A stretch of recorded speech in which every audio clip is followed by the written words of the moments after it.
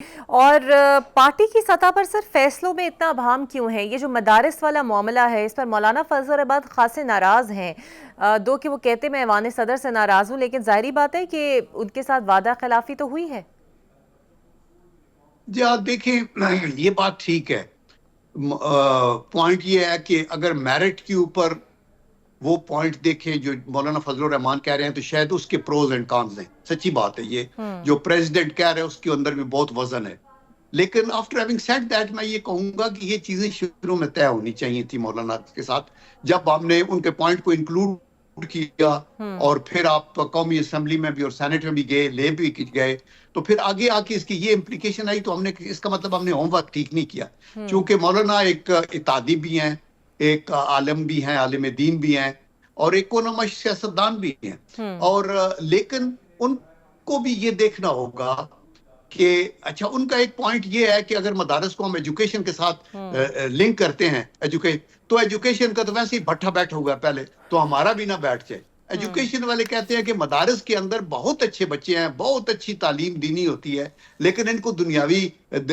جو دنیاوی تعلیم ہے، سائنس ٹیکنالوجی، ان کو ہنر سکھانے کی بات، ان کو آگے لے کے جانے کی بات ہونی چاہیے۔ اصولاً ہمارا ایجوکیشن سسٹم جو ہے وہ ہوموجینئس ہونا ہے، تاکہ جو بچہ میٹرک اور ایف اے کرنے کے بعد اگر وہ فوج میں ایک آفیسر بن سکتا ہے، یا وہ سی ایس پی افسر بن سکتا ہے، یا وہ جج بن سکتا ہے، یا وہ وکیل کی طرف جا سکتا ہے، تو وہ عالم دین بھی بننے کے لیے اس کو ٹوٹلی اکوپ ہونا چاہیے، اور اس کے لیے ضروری ہے کہ چند پرائمری جماعتوں میں، مڈل میں اس کو یہ قرآن کریم کا، فقہ کا، اس کا جو تشریح ہے، اس کے حدیث کی بات، شریعہ کی بات، اس کو گریجولی بلڈ کیا جائے، اور پھر اس کا اپنا چوائس ہے، تاکہ وہ دونوں طرف کو دیکھ سکے، اور ہمارے مسجدوں کے اندر پھر پڑھے لکھے ہوئے امام ہوں، تاکہ وہ اپنے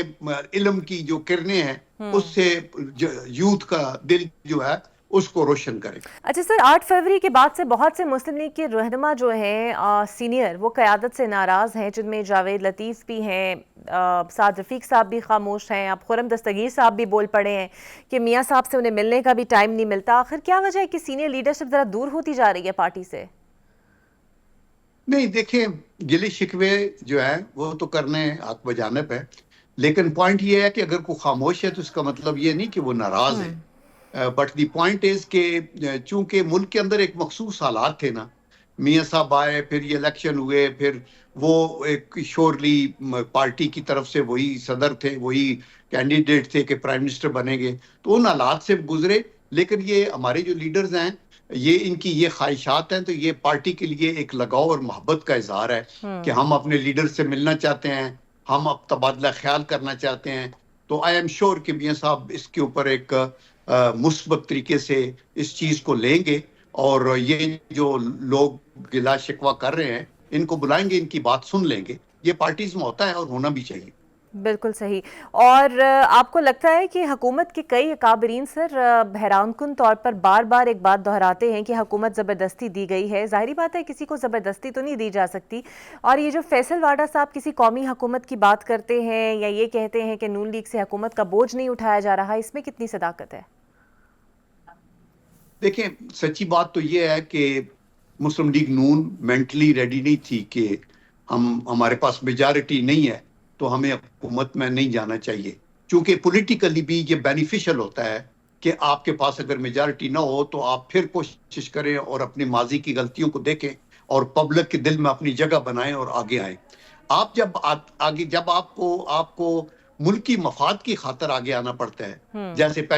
پہلے ڈیفالٹ کی طرف جا رہے تھے تو آنا پڑتا ہے، تو اس سے آپ کی ساکھ، بیکاز پولیٹیکل سیکریفائس تو آپ کو دینی پڑتی ہے۔ تو میں آپ کو سچی بات بتا رہا ہوں کہ یہ پارٹی کے پولیٹیکل مفاد میں بالکل نہیں تھا کولیشن گورنمنٹ بنا کے آنا،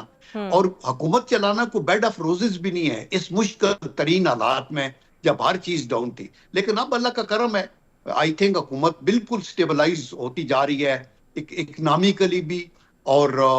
سفارتی سطح کے اوپر بھی، انٹرنلی بھی۔ یہ بڑی کامیابی ہے کہ اگر اپوزیشن کہہ رہی ہے کہ ہم بات کریں گے، پہلے تو وہ کہتے تھے ہم ان کے ساتھ بالکل بات نہیں کرنا چاہتے، تو آئی ہوپ کہ انشاءاللہ اس کے اندر بہتری آئے گی، اور یہ آگے چلنے کی بات ہے. دوسرا آپ کا کیا پوائنٹ تھا اسی میں؟ جی سر، فیصل واڈا صاحب جو ملاقاتیں بھی کر رہے ہیں اور جس کیپیسٹی میں کر رہے ہیں، آپ کو لگتا ہے یہ بھی کسی پیغام رسانی کے تھرو ہو رہا ہے یا پھر اپنی انڈیویجول کیپیسٹی میں سب کر رہے ہیں؟ دیکھیں، واڈا صاحب ایک سینیٹر ہیں اور آؤٹ سپوکن ہے اور ان کا ایک اپنا ویو پوائنٹ ہے. تو اگر وہ کر رہے ہیں تو آئی ایم شیور کہ اپنے طور پہ کر رہے ہیں، بیکاز واڈا صاحب کی کوئی آفیشیل پوزیشن تو ہے نہیں نا کسی طریقے سے. وہ تو اور پھر اسٹیبلشمنٹ کے اپنے طور طریقے ہوتے ہیں. وہ حکومت سے بھی مل سکتے ہیں، وہ اپوزیشن سے بھی مل سکتے ہیں in the interest of the country, اور وہ ساری پارٹیوں سے بھی مل سکتے ہیں. وہ پارلیمنٹ میں ہاؤس کے اندر آ کے بریفنگ دے سکتے ہیں سب پورے ہاؤس کو. جب میں سینٹ میں تھا، سینیٹر تھا، تو اس وقت باجوہ صاحب، ڈی جی آئی سائی، ڈی جی آپ کے ایم او، وہ سارے آئے تھے. تو یہ ٹیررزم کے اوپر، ان چیزوں کے اوپر پوری انہوں نے بریفنگ دی تھی. تو وہ تو کانٹیکٹ ہے. لیکن ہم میں سے کوئی بھی، آئی تھنک کسی کو بھی یہ کلیم نہیں کرنا چاہیے کہ ہم کسی کا کوئی پیغام لے کے آ رہے ہیں جا رہے ہیں. اپنی اپنی اسیسمنٹ ہر کوئی دے سکتا ہے. تو واڈا صاحب ایک آنریبل سینیٹر ہے. آئی ایم شیور کہ وہ کسی کی وہ پراکسی نہیں یا کسی کا میسج لے کے نہیں آ رہے، اور اس کو اسی طرح لینا چاہیے. بالکل صحیح. بہت شکریہ عبدالکریم صاحب میرے ساتھ